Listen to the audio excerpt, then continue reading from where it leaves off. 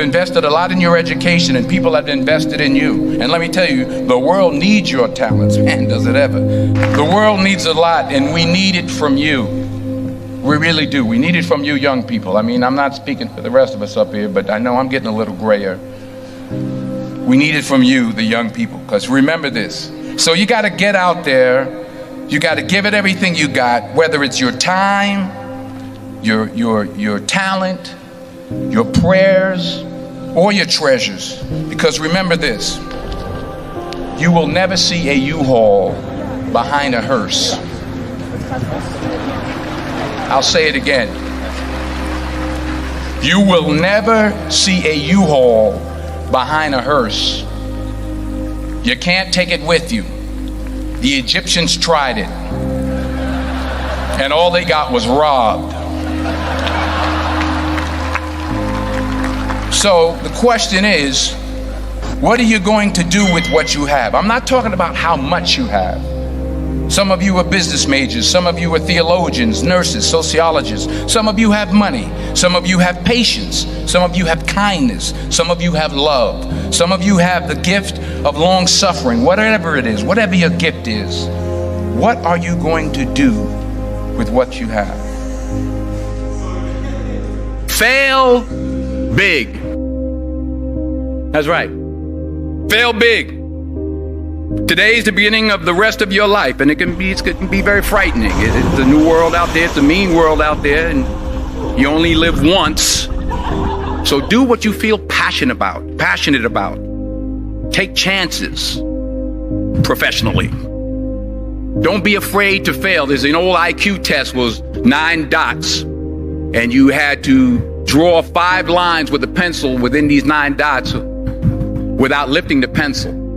The only way to do it was to go outside the box. So don't be afraid to go outside the box. Don't be afraid to think outside the box. Don't be afraid to fail big, to dream big. But remember, dreams without goals are just dreams, and they ultimately fuel disappointment. So have dreams, but have goals. Life goals, yearly goals, monthly goals, daily goals. I try to give myself a goal every day. Sometimes it's just to not curse somebody out. Simple goals, but have goals. And understand that to achieve these goals, you must apply discipline and consistency. In order to achieve your goals, you must apply discipline, which you have already done, and consistency every day, not just on Tuesday and miss a few days. You have to work at it every day. You have to plan every day. You've heard the saying, we don't plan to fail, we fail to plan. Hard work works. Working really hard is what successful people do. And in this text, tweet, twerk world that you've grown up in, remember, just because you're doing a lot more doesn't mean you're getting a lot more done. Remember that. Just because you're doing a lot more doesn't mean you're getting a lot more done. Don't confuse movement with progress. My mother told me, she said, yeah, because you can run in place all the time and never get anywhere.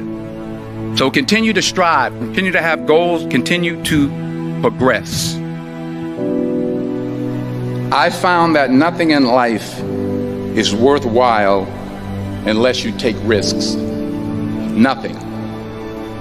Nelson Mandela said, there is no passion to be found playing small and settling for a life that's less than the one you're capable of living. Now, I'm sure in your experiences in school and applying to college and picking your major and deciding what you want to do with life, I'm sure people have told you to make sure you have something to fall back on. Make sure you got something to fall back on, honey. But I never understood that concept. having something to fall back on. If I'm going to fall, I don't want to fall back on anything except my faith. I want to fall forward. I figure at least this way I'll see what I'm going to hit. Fall forward. This is what I mean. Reggie Jackson struck out 2,600 times in his career, the most in the history of baseball. But you don't hear about the strikeouts. People remember the home runs. Fall forward. Thomas Edison conducted 1,000 failed experiments. Did you know that? I didn't know that. Because the 1,001st was the light bulb. Fall forward. Every failed experiment is one step closer to success. You've got to take risks, and I'm sure you've probably heard that before, but I want to talk to you about why that's so important. I got 3 reasons, and then you can pick up your iPhones. First, you will fail at some point in your life. Accept it. You will lose. You will embarrass yourself. You will suck at something. There's no doubt about it. And I know that's probably not a traditional message for a graduation ceremony, but hey, I'm telling you, embrace it, because it's inevitable. And I should know. In the acting business, you fail all the time. Early on in my career, I auditioned for a part in a Broadway musical. Perfect role for me, I thought, except for the fact that I can't sing. I didn't get the job. But here's the thing. I didn't quit. I didn't fall back. I walked out of there to prepare for the next audition, and the next audition, and the next audition. I prayed. I prayed. And I prayed. But I continued to fail, and fail, and fail. But it didn't matter, because you know what? There's an old saying, you hang around the barbershop long enough, sooner or later you're going to get a haircut. So you will catch a break, and I did catch a break. Last year, I did a play called Fences on Broadway. So someone talked about it. Won the Tony Award. And I didn't have to sing, by the way. But here's the kicker. It was at the Court Theater.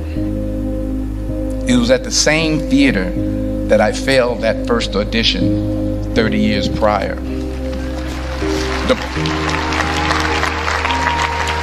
The point is, and I'll pick up the pace, the point is, every graduate here today has the training and the talent to succeed. But do you have the guts to fail? Here's my second point about failure. If you don't fail, you're not even trying. I'll say it again. If you don't fail, you're not even trying. My wife told me this great expression. To get something you never had, you have to do something you never did. Les Brown's a motivational speaker. He made an analogy about this. He says, imagine you're on your deathbed, and standing around your deathbed are the ghosts representing your unfulfilled potential. The ghost of the ideas you never acted on. The ghost of the talents you didn't use. And they're standing around your bed, angry, disappointed, and upset. They say, we came to you because you could have brought us to life, they say. And now we have to go to the grave together. So I ask you today, how many ghosts are going to be around your bed when your time comes? Because the chances you take, the people you meet, the people you love, the faith that you have, that's what's going to define you. Never be discouraged. Never hold back. Give everything you got. And when you fall throughout life, and remember this, fall forward. Say thank you for grace. Thank you for mercy. Thank you for understanding. Thank you for wisdom. Thank you for parents.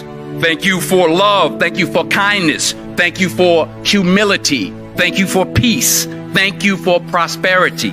Say thank you in advance for what's already yours. That's how I live my life. That's why I am. One of the reasons why I am today. Say thank you in advance for what is already yours. True desire in the heart for anything good is God's proof to you, sent beforehand to indicate that it's yours already. I'll say it again. True desire in the heart, that itch that you have, whatever it is you want to do, that thing that you want to do to help others and to grow and to make money, that desire, that itch, that's God's proof to you, sent beforehand already to indicate that it's yours.